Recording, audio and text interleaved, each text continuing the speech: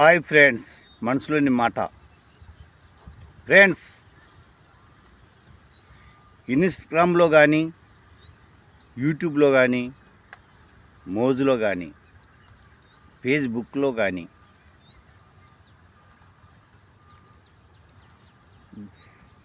గలీజ్ వీడియోలు పెట్టరాదు, చూడరాదు.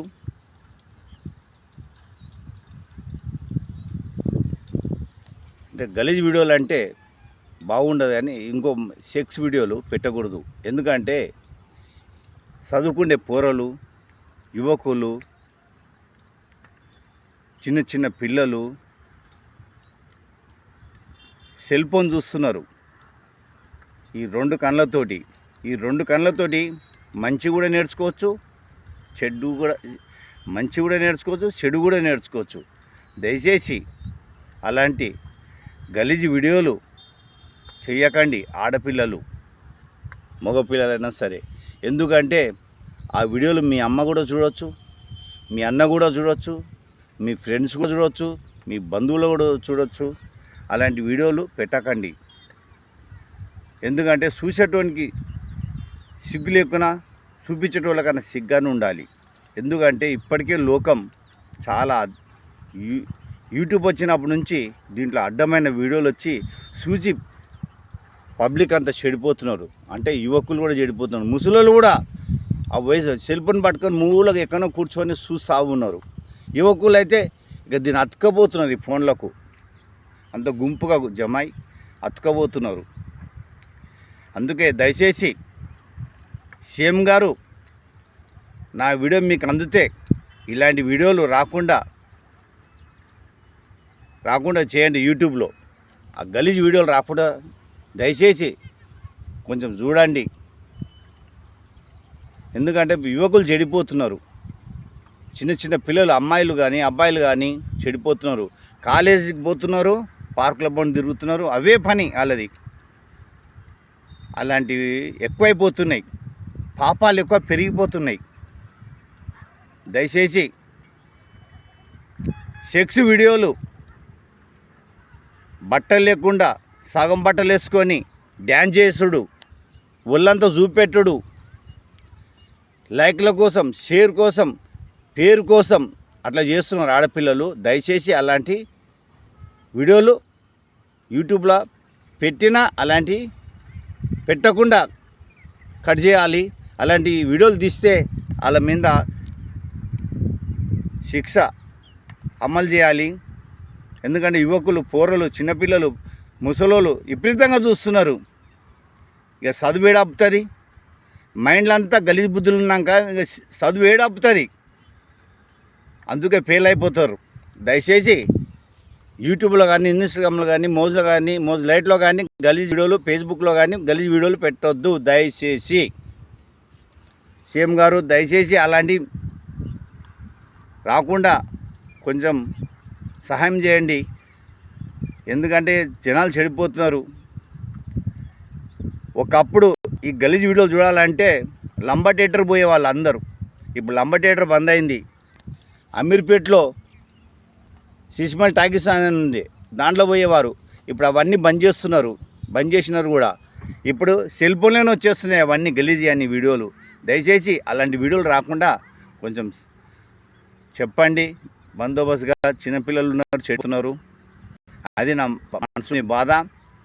ఇంకోటి, సీఎం గారు, ముసలోళ్ళు రోడ్ల మీద తిరుగుతున్నారు.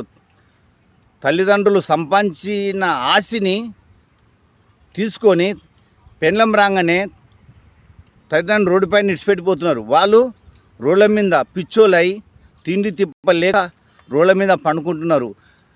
చెత్తకుండీలో పడేసిపోయిన తిండి తినుకుంటూ, మురికి నీళ్ళు తాక్కుంటూ బ్రతుకుతున్నారు. తల్లిదండ్రులని చూడని కొడుకులు కానీ, కూతుర్లు కానీ తల్లిదండ్రులు సంపాదించిన ఆస్తి కావాలంట, కానీ తల్లిదండ్రులు మాత్రం వద్దంట, పెన్నెం మాత్రం కావాలంట.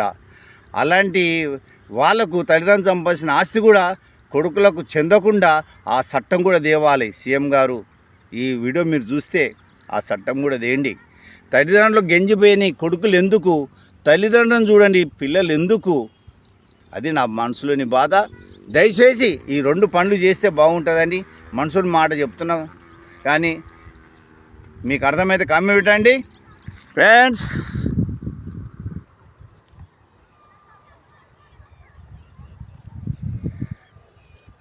ఫ్రెండ్స్, యువకులారా, అమ్మాయిలారా, చెడు చూడకండి, చెడు మాట్లాడకండి, చెడు వినకండి, మీ లైఫ్ మీరు పాడు చేసుకోకండి. మేము ఈ వయసు వరకు ఇంత గట్టిగా ఉన్నామంటే మంచి ఆచరించినాం, మంచి విన్నాం. అందుకే మేము ఇప్పటివరకు ఇలా ఉన్నాం. మీరు మా ఇంతవరకు మీరు బతకాలనుకుంటే మంచి చూడండి, చెడు వదలండి.